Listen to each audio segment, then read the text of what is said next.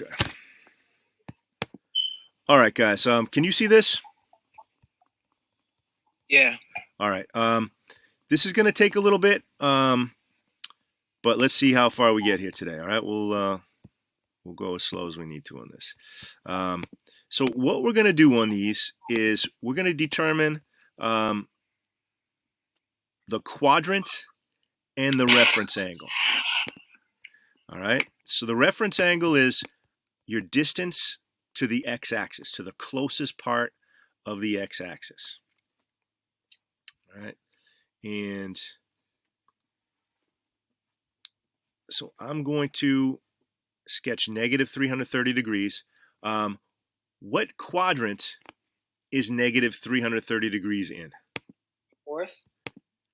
One, the first quadrant. Yeah, positive 330 would be in the fourth quadrant, but negative 330 is in the first quadrant. Okay. Okay, so negative 330 degrees is here. And how far away from the x-axis am I? How many degrees? At positive 30. Yeah, 30 degrees. Here's negative 330. All the way around would be negative 360. But the big idea here is my reference angle is 30 degrees. All right. So we have our chart, which eventually is going to be committed to memory. We steal the values from the chart. The sine of 30 is 1/2. The cosine of 30 is root 3 over 2. And the tangent of 30 is root 3 over 3. And we're in the first quadrant, so everything stays positive.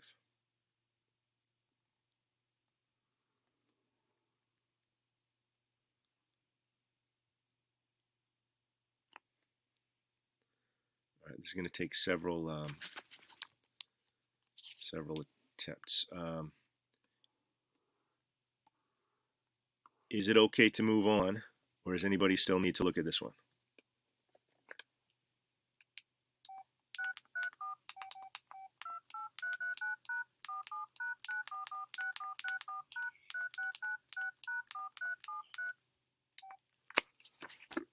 We okay to move on?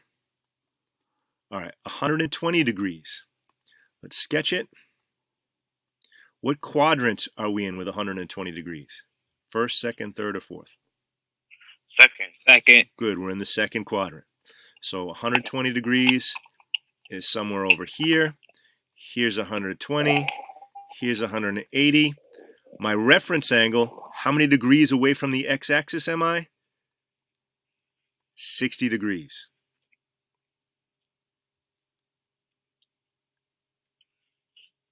All right. So you're going to refer to this chart. You're going to steal these values for 60 degrees, the root 3 over 2, the 1 over 2, and the square root of 3. And we're just going to decide, well, which ones are positive and which ones are negative. All right. So root 3 over 2, 1 over 2, and square root of 3. And now I'm thinking of this, all students take calculus. I'm in the S quadrant, so only sine is positive. That means cosine and tangent are both negative. I thought you said all of them was positive. Okay, so I didn't do a good job explaining that. If I'm here, if I'm in the first quadrant, they're all positive. If I'm in the second quadrant where the S is, then only sine is positive. What if you're only on the 10? Only the 10 is positive? You got it. You got it. Okay. All right. Let's stick with degrees. All right. It kind of varies year by year in Bridge to Calculus. Sometimes I do this stuff and kids are like, we already know this. And sometimes it's like brand new. So it sounds like we should stick with degrees for a little bit here. All right. Okay to move on? Or any other questions on number 2? All right. Let's jump down here. Negative 135 degrees. Could somebody please tell me what quadrant we are in?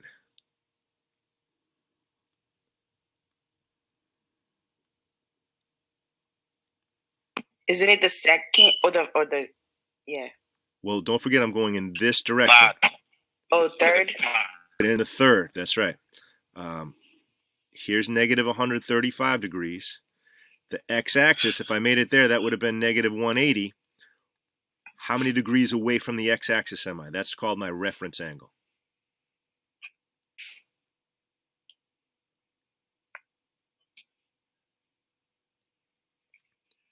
How many degrees?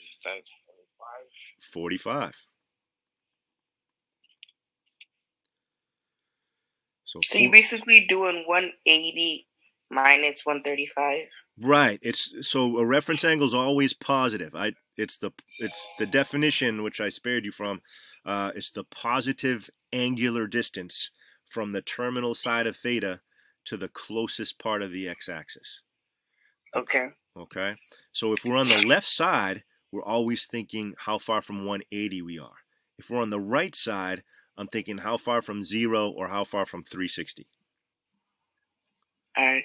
All right, so it's 45-degree angle. So I'm going to go ahead and just steal all the values for 45, and that just comes from the symmetry of the unit circle. But because I'm in the third quadrant, only one of these three trig functions is positive. What's the one trig function that's positive? The tan? The tangent, because I'm where the t is. So sine and cosine are negative. So the sine of negative 135 degrees is negative root 2 over 2. The cosine of negative 135 degrees is negative root 2 over 2. And the tangent is 1.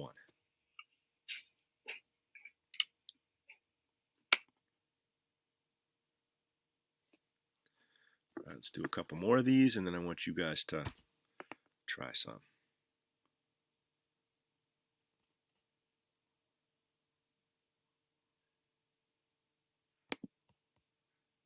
Okay to move on?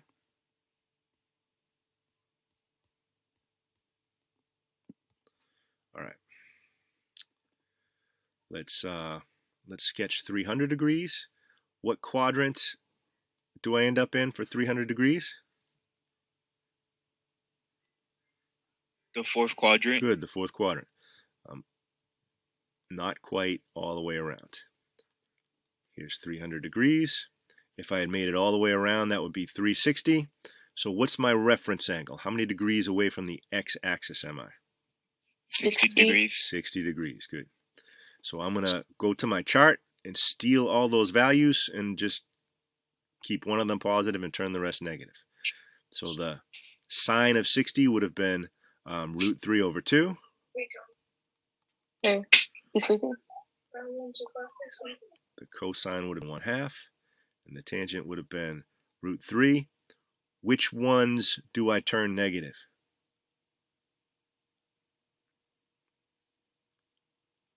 Everything except cosine. That's right. Only cosine is positive, so sine and tangent are both negative.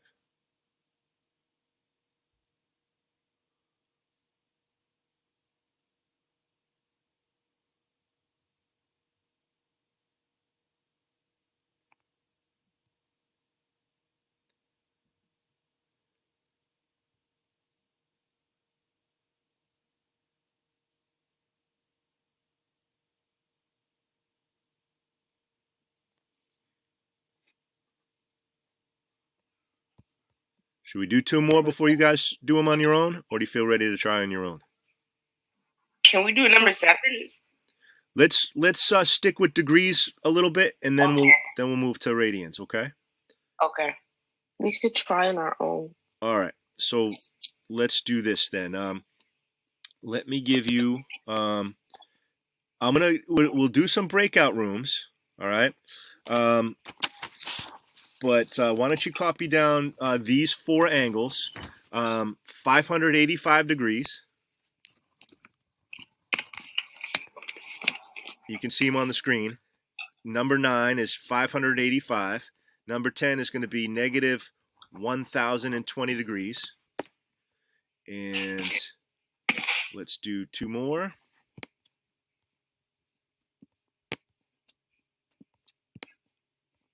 Okay. I'll tell you what. Let me just write in two more. Let's do. How about negative 225 degrees? And how about positive 480 degrees? All right, so I want you to just find the sine, cosine, and tangent of those four angles. All right. Does 10 minutes sound about right? Yeah. All right, so let's do some breakout rooms. And it looks like room 2 will have Mr. Kaplan. Room 1, I'll be in there. And you can send me a message in the chat when you're done, but we'll shoot for 10 minutes and then we'll come back and I'm going to call on some people. I said I was going to do that yesterday and I just spaced on it, but I have to start getting a feel for who's getting this and who's not getting this, okay? So I'm going to open up the rooms. I'll go to room 1. Work on those 4 problems, please.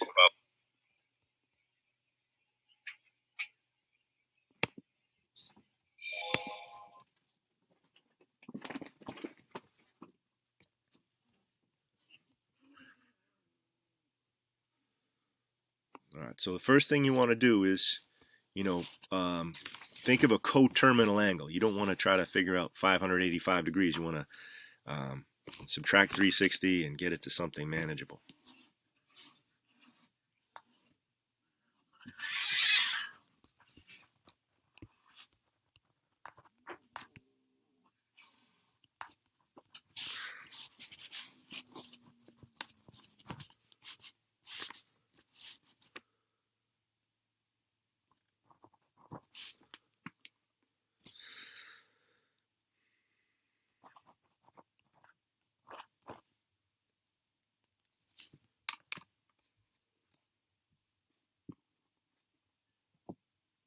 Wouldn't it be 360?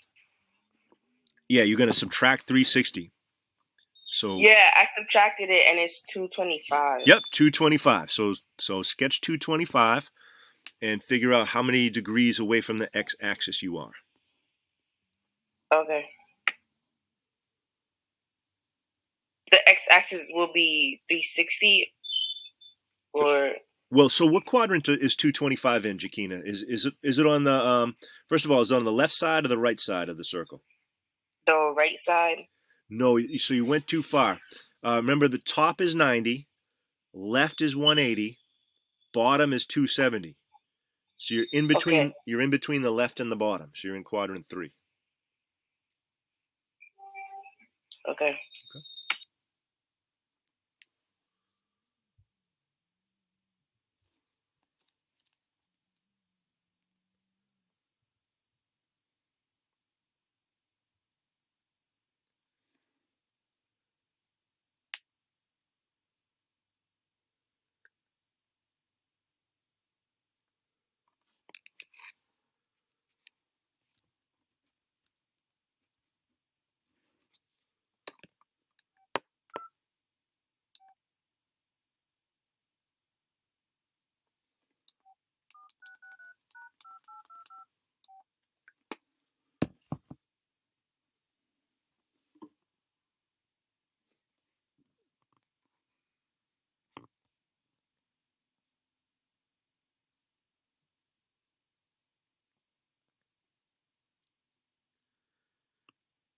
Has anybody in here done this before?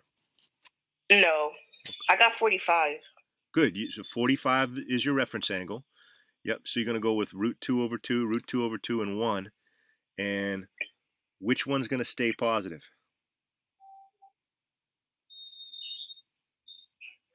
I'm not sure about that yet. So think of that. All students take calculus. Which letter's down there in the third quadrant, in the bottom left?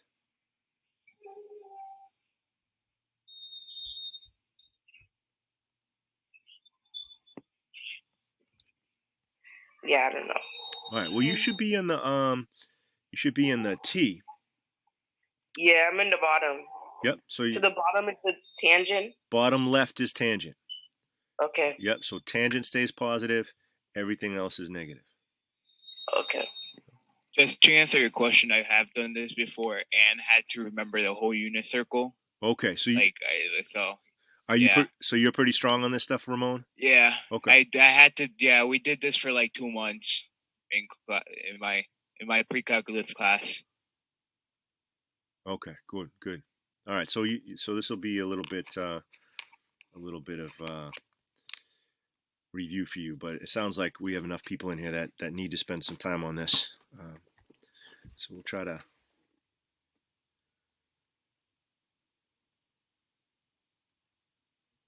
How about graphing, Ramon? Have you done graphs of sine and cosine? A little bit, not that much. Okay, so we'll like just like the introduction of it. Okay, we'll give you a good heavy dose of that this summer too, so you're real good at that. My school did. All right. We had to do like the 6 trig functions. Oh, you graphed all 6? Yeah. Wow. Okay. Yeah, for AP Calc problems, it's frequently helpful if you can understand, if you can look at 3 sine of 2x, plus 1 and understand what the graph's supposed to look like. They'll give you trig equations within word problems sometimes, and just having an understanding of what should the amplitude be in the midline and the period can help you. Oh, that oscillations. Yeah. Basically. Yeah. I did that. Yeah, Okay. I had to do it on my own time. My professor, my teacher, didn't go over it during class, but Mr. Howland gave me this book, and we went over that. Okay. It was pretty cool.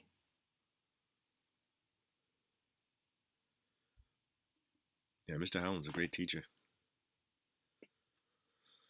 Yeah, he is. We did math. When he had math help, I used to go on every Tuesday and Thursday, and we would just do SAT or any problem that he gave me. Yeah.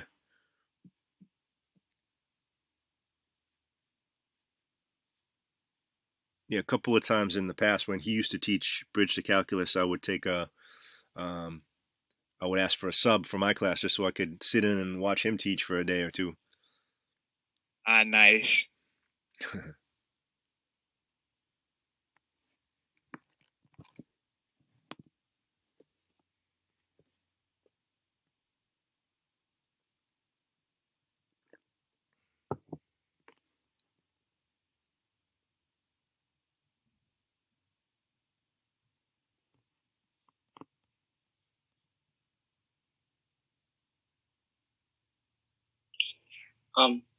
Yes. Does that all students take calculus? Does that apply to all angles or just these special angles? No, all angles, Mark. Yeah, so any angle between 270 and 360, you know that the cosine's positive, the sine's negative, and the tangent's negative.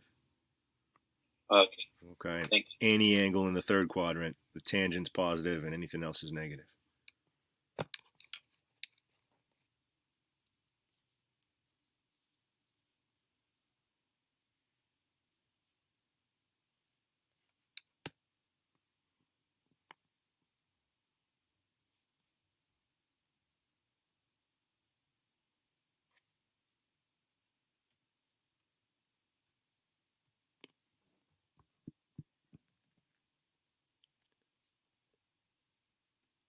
Chiquina, did you figure out where number 2 is?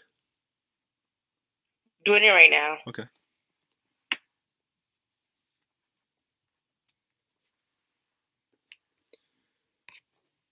So yeah, just keep adding 360 till you get something nice.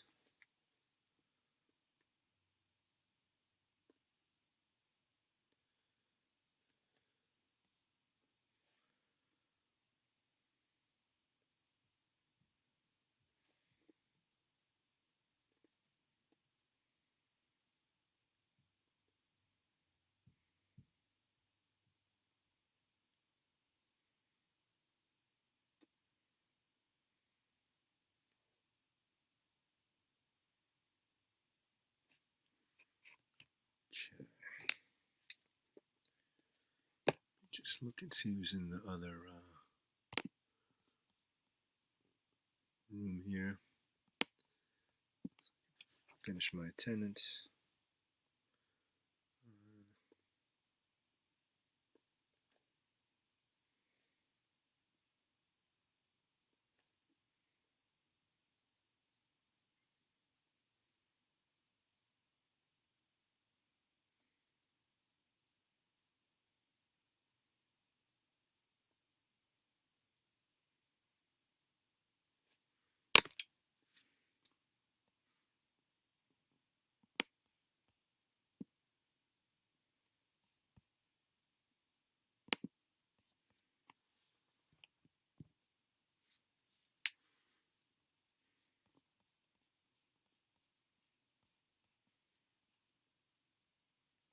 Diana, are you done?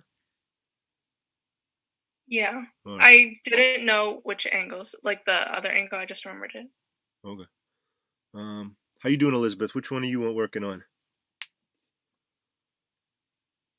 I think I'm done, so I don't. Okay. All right. Why don't I give a 1 minute? Which one are you on, Mark?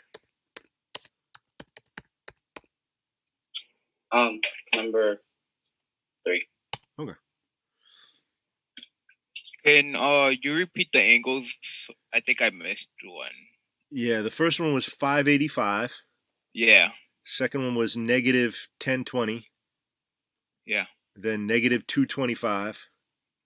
Yeah, I messed up. I said 220, and then I went crazy. Oh I yeah, couldn't yeah, find it. yeah. You wouldn't be able to use the table for that. And then the last one was 480. All right. Yep. Thank you. Mm-hmm.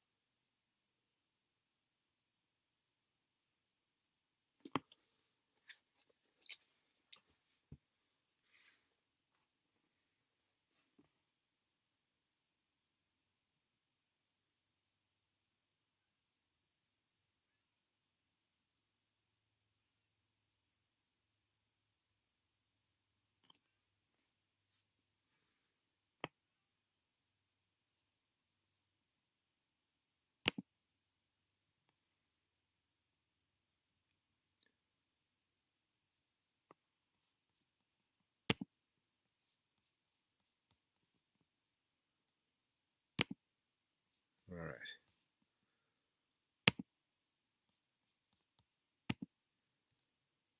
All right. So 585. When you subtract 360, you realize it's coterminal with 225. So that puts us in the third quadrant. Down here, 225 is exactly 45 degrees beyond 180. So your reference angle is 45 degrees.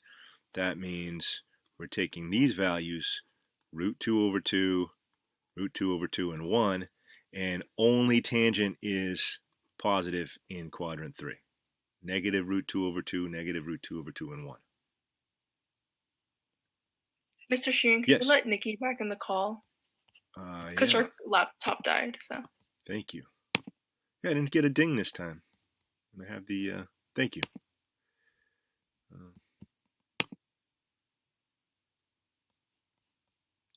Weird. Thanks. Okay. So negative 1020 degrees. 3 times around the circle is 1080. So if you add 1080 or add 360 3 times, you realize you're coterminal with 60 degrees. All right. So in the first quadrant, I mean, your angle is the reference angle, right? So this is 60 degrees. Exactly 60 degrees away from the x-axis. So my values are going to be root 3 over 2, 1 over 2, and root 3, and everything's positive in the first quadrant.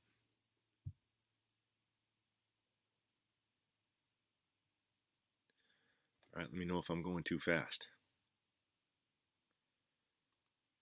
All right, negative 225 degrees.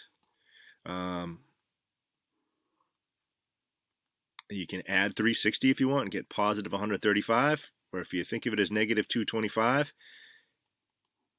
you've gone past the x-axis, and you've gone past it by exactly 45 degrees.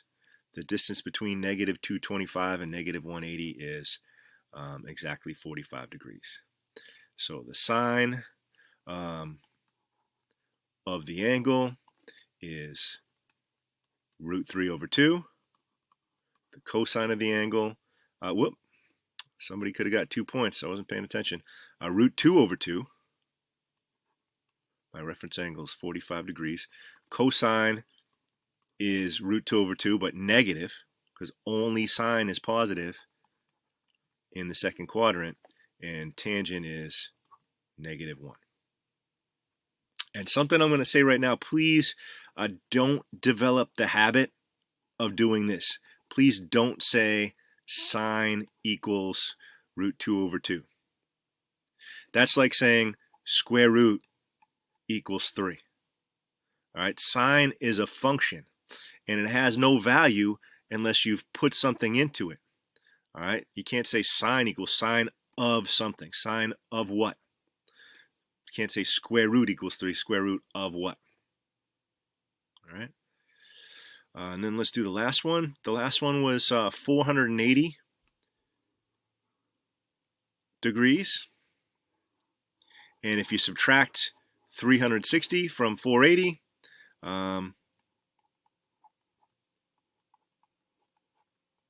we realize it's coterminal with 120 degrees. So we're just going to think of where's 120 degrees, because 480 degrees is going to be in the same spot. So 120 degrees, I'm in the second quadrant, and already I know that only sine is positive and these two are negative. How far away from the x-axis am I? I'm 60 degrees, and here I'm doing it again. I said I was going to call on people, and I just start talking because I'm thinking of time. Sine of 480 is positive root 3 over 2. Cosine is negative 1/2, and tangent is negative square root of 3. Okay. Yeah. Did I go too fast on this? No, I used 30 degrees instead of 60 for that one. So, Coordinates. yeah. So, yeah, it's tempting sometimes. You're 30 degrees away from the y-axis, but if you're going to use the table, you wanna go by how far you are from the x-axis. If somebody had defined reference angles as distance from the y-axis, we could have a system for that too, but we'd be using the table in a different way. If you want to just steal all the values for 30, 60, and 45 from the table, make sure you're doing distance to the x-axis.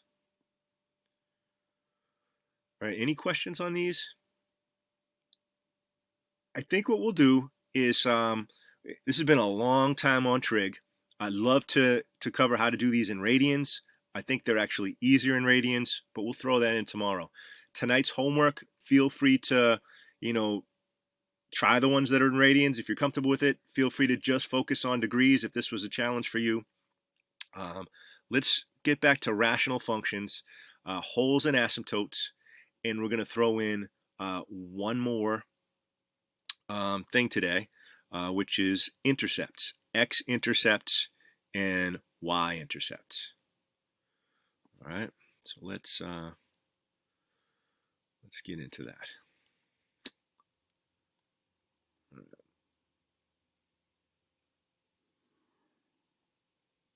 Okay, documents. Okay, I'm still sharing my screen with you guys. Is that correct? Yes. Okay, thank you. Yeah. All right. All right.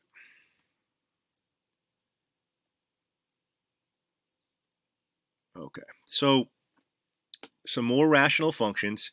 You can see there's two additional things. Oh,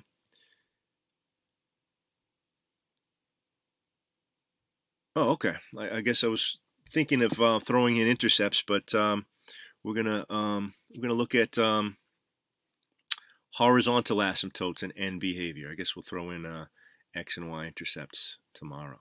All right, so this is kind of a big deal here. Let's tell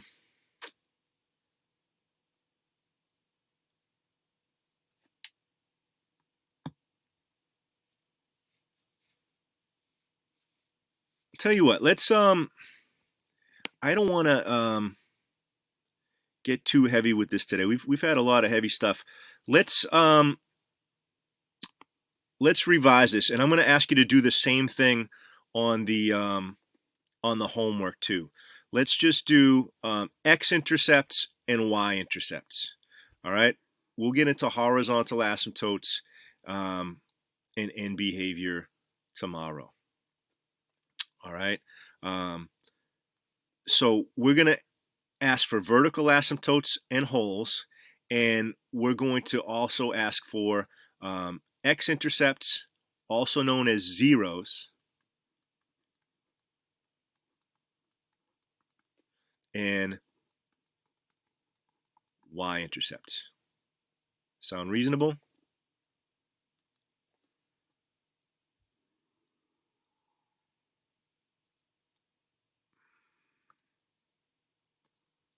All right. Okay, I'll take that as a yes. I didn't get a response or whether it sounds reasonable or not, but let's assume that it is. Unless somebody wants to tell me no. All right, so we're going to factor everything. So actually, there's one thing we don't need to factor for: a y-intercept. How do you get a y-intercept for any function? What do we do? Like plug in an x and then you get a y. Yeah, plug in what for x? If you're on the y-axis, what does x have to be? 0. X has to be 0. All right, so my y-intercept, what do I get when I plug in 0 on top? -3. Good, -3, right? Anything with x just turns into 0. So I get 0 minus 0 minus 3. So I get -3. And on the bottom, what do I get? -8. -8.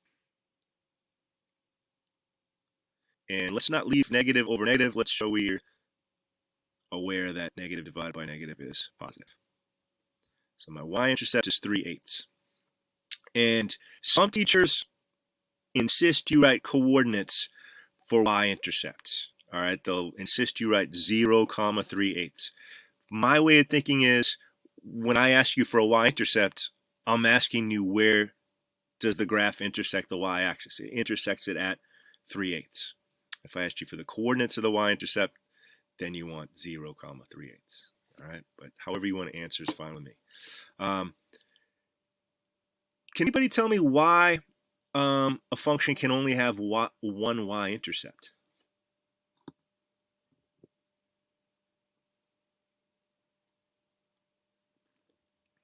Because the x coordinate has to be 0, and like every input has an output, and like it couldn't have multiple answers. Like, you for got the it. Yeah, nice, Diana. Yeah, every input has to have a unique output. So if we call something a function, the graph has to pass the vertical line test. All right? You cannot put in a number for x and get two different answers for y. So we're only going to have one y-intercept. We could have more than one x-intercept. Let's see about that. All right, so we're going to factor the top. The numerator factors as x minus 3 times x plus 1.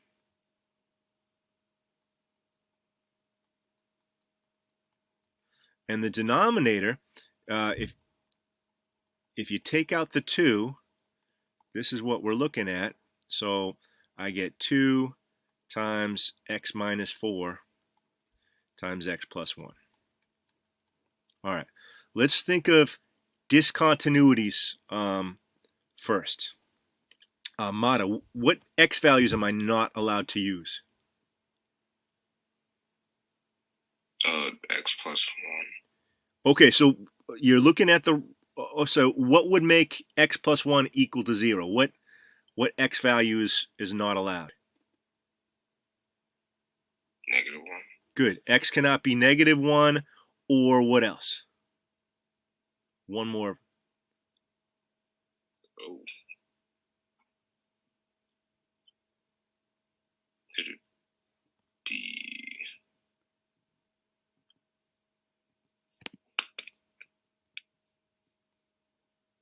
So let me pick on Jade for a minute. Jade, what's not allowed to be 0? Numerator or denominator? The numerator? No, okay, the numerator is allowed to be 0. The denominator's not allowed to be 0. So what other value of x would make my denominator 0? +4. Good, +4.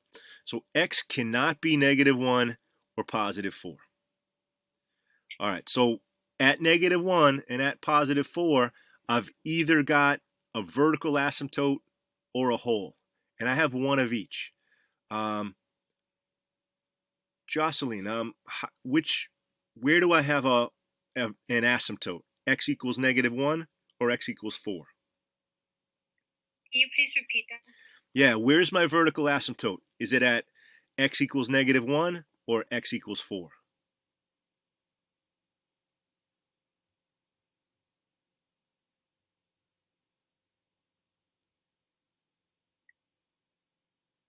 At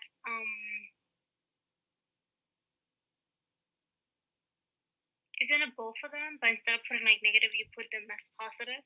Well, we have a discontinuity at both of them, but remember that, if a factor can be canceled, it means one thing.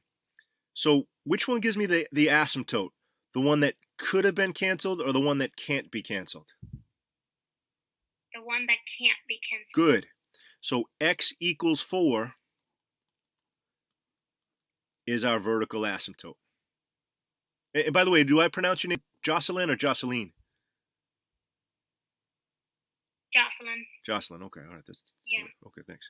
All right. So at -1, I've got a hole. So I've got a hole at -1, comma something. And to figure out the something, I want to pretend that the x plus 1s were canceled and plug in -1 to what's left. So up top, I've got -1 minus 3, which would be -4. And on the bottom, I'm going to have 2 times -1 minus 4, which would be -5. That's going to give me 4/10 or 2/5. So -1 comma 2/5 is where I have a hole in the graph.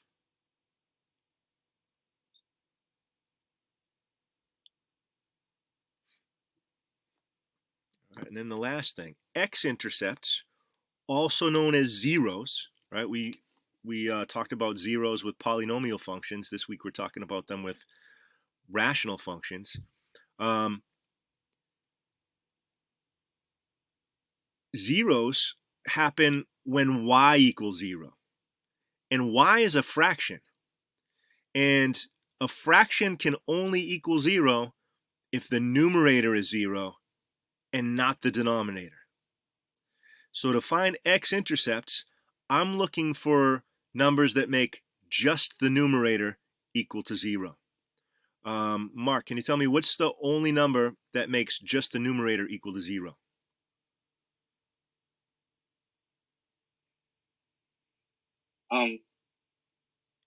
Three. 3. All right, so 3 is a 0 of the function. All right. You can give just a number for zeros because zeros are, by definition, they're x values which produce a y value of 0. For me, you can give just a number for a y-intercept. But remember, for a vertical asymptote, you have to write an equation. And for the holes, I'm looking for coordinates.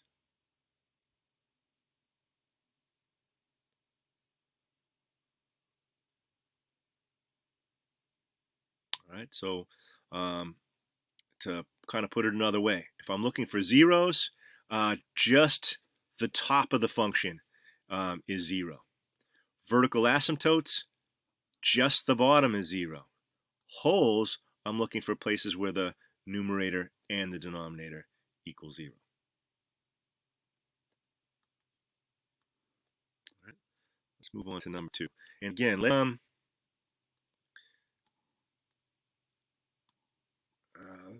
see if I can move this.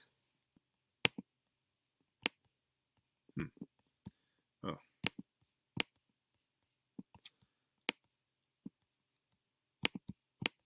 There we go. All right, let's stick with y-intercept,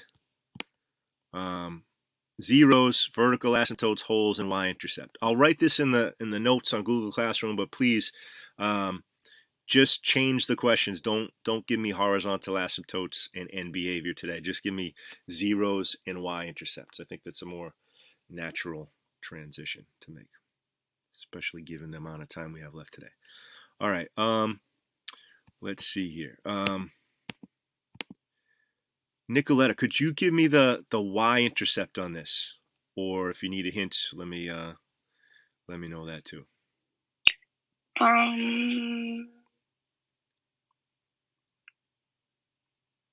The y-intercept? Yeah, the y-intercept.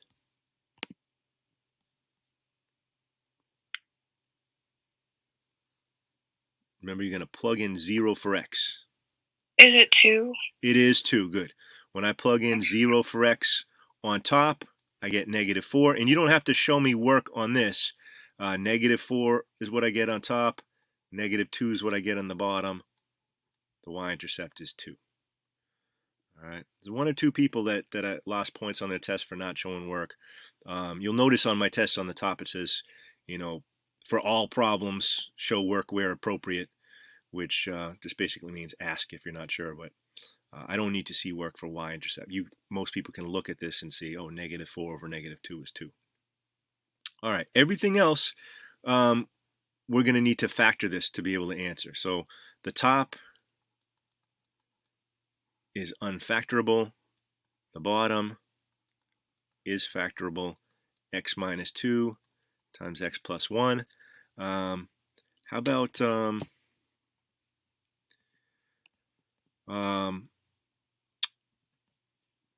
Thomas, can I pick on you? Do we have any zeros for this function?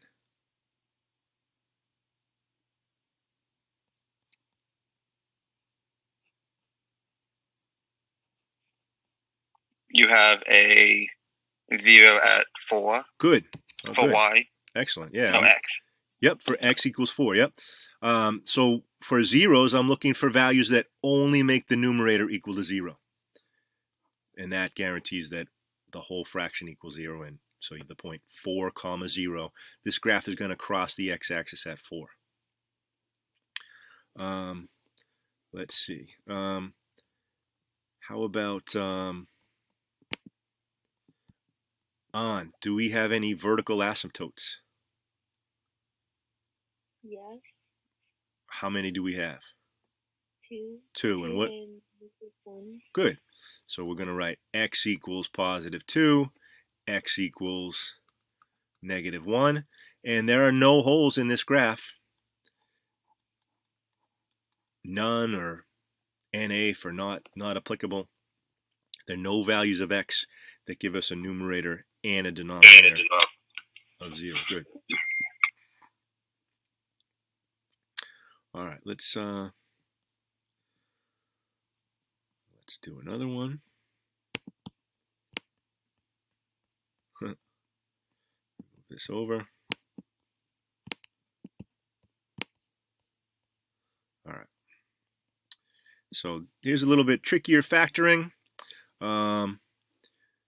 Does anybody, well, first of all, if you see we can't take out the 3 from the numerator, and I've got a 3x minus 5 on the denominator, probably before we think too hard about how to factor this, we can probably take a guess that the teacher is giving us something that cancels. So let's see if 3x minus 5 is a factor of the numerator. If it is, I'm going to have x here. And what am I going to have after the x?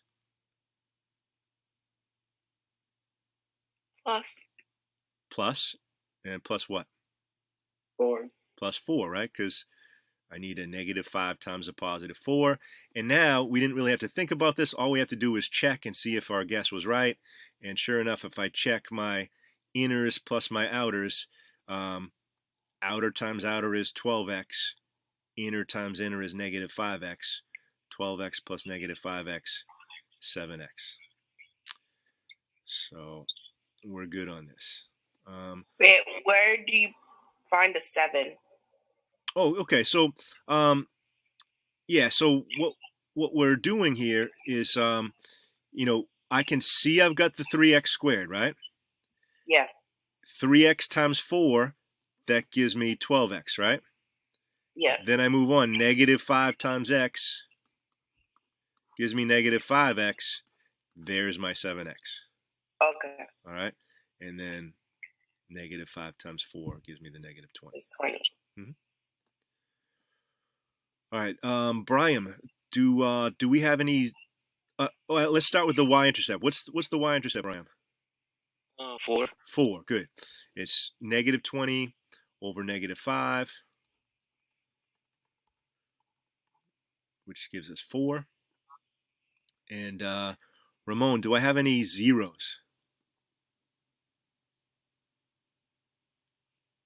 I was gonna negative 4 because I'm thinking if you cancel the 3x minus 5, actually,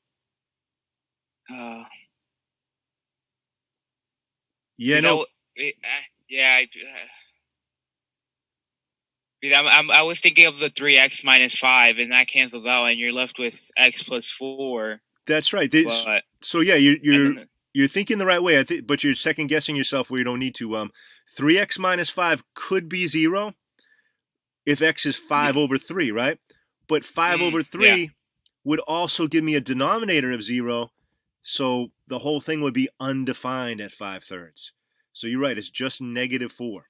Negative 4 makes the fraction equal 0 and nothing else. All right. Okay. And I did kind of give it away, but Chiruza, so first of all, 3x minus 5 equals 0 at x equals 5/3. So x is not allowed to be 5/3 or we're getting a 0 denominator. But Chiruza, what do I have at 5/3? A vertical asymptote or a hole?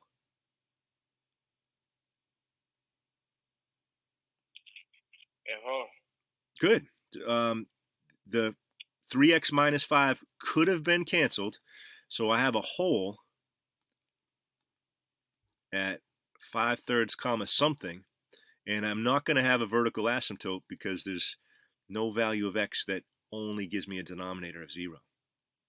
And if the 3x minus 5s were canceled out, what did I just do? If the 3x minus 5s were canceled out, all I would have left is x plus 4. So 5/3 plus 4 is, that's 5/3 plus 12/3. So that's 17/3.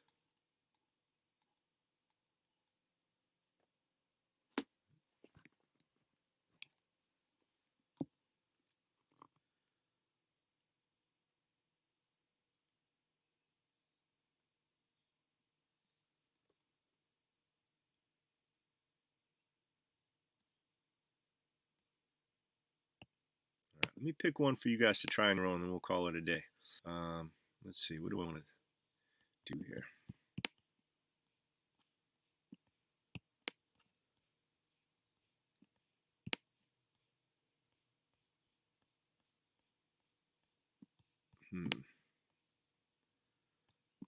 Tell you what, let me make one up real quick for you.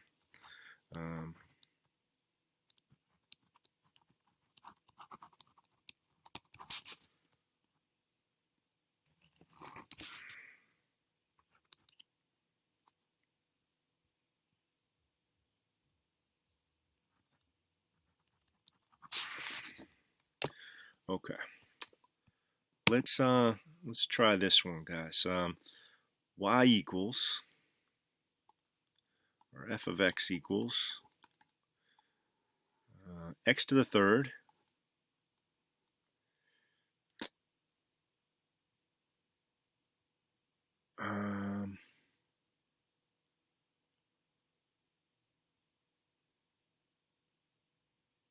minus 3x squared minus 10x, and on the bottom, let's say 2x squared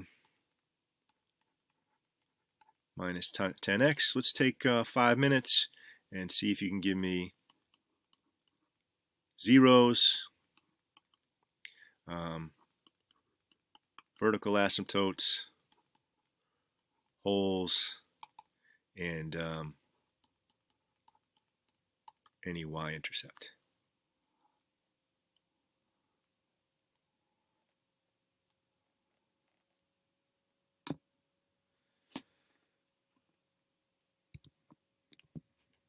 I want you to give me a little comment in the chat when you're done. Otherwise, we'll go 5 minutes. Is it the 0 is 1?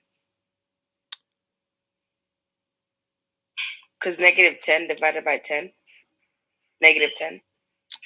So are you thinking about the y-intercept?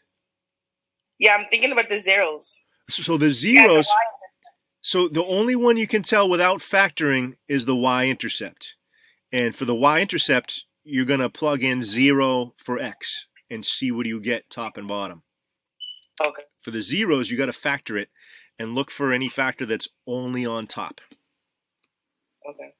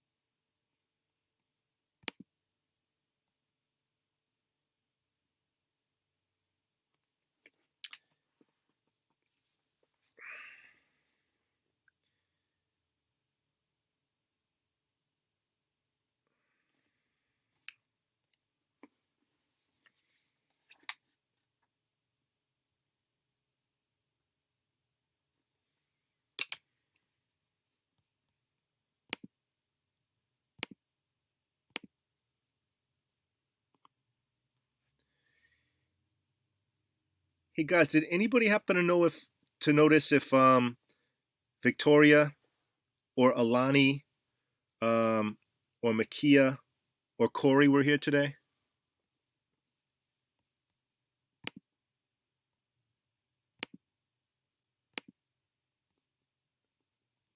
Nope.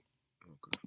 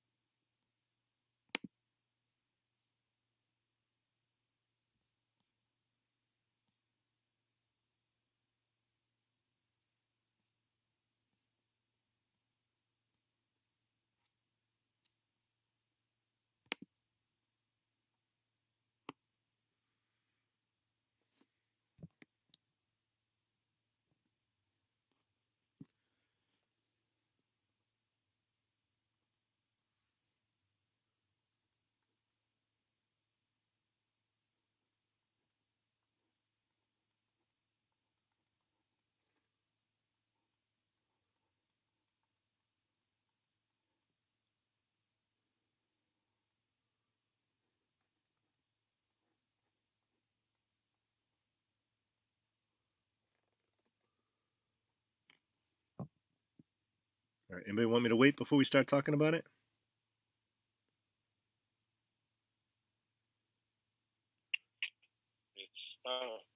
Okay. So how about a y-intercept? What's our y-intercept? Do we have one?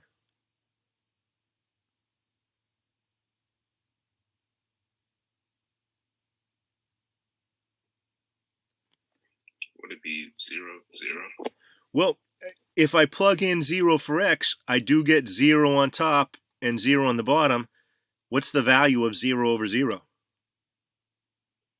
Oh, is that undefined? Yeah, there is none. So, does not exist. None. NA. This one does not have a y-intercept. All right. And let's talk about holes, and I think we'll see why we don't have a y-intercept. When I plug in 0 for x, I can see up here 0 makes the numerator and the denominator equal to 0. So I've got a hole in my graph. All right, I don't have an asymptote, I have a hole. And if I was allowed to plug in to cancel the x's and plug in 0, what would I get? I would get 2 times negative 5 on top, and I would get 2 times negative 5 on the bottom. Do we see where that's coming from? Or no? 0 plus 2 gave me the first 2, 0 minus 5. And then the bottom, I've got a 2 factored out, and then 0 minus 5 is negative 5. And that gives me 1. All right. So my graph would have crossed the y-axis at 1, but we've got a hole right on the y-axis. And actually, I'm not done with the holes, am I? Matter of fact, I could have ignored these too, right? Where's my other hole located? I have 2 holes in this graph. 5, 7 over 2. Yeah, 5, good. Comma 7 over 2. When I plug in 5, I get 5 plus 2 on top and 2 on the bottom. 5 comma 7 over 2. I don't have any vertical asymptotes, and I do have an x-intercept, or a 0 of the function, which is negative 2. All right, I'm going to let you guys go if you need to run, or if you've got this down. And just want to remind you, when I post the homework, I'll post a reminder: don't try to answer horizontal asymptotes and end behavior unless you already know it. Just change it to zeros and y-intercepts, please. All right, and if anybody has lingering questions or wants to do a couple more, let me know. Otherwise, have a great day. I have a quick note. Okay. So I'm going to be in class tomorrow, but I'm going to have to leave early once it hits around 9 because I have my testing. Okay. Oh yeah, So, thanks for reminding me. I told you to remind me. So Cameron, what I think I did today is I think I recorded my open board.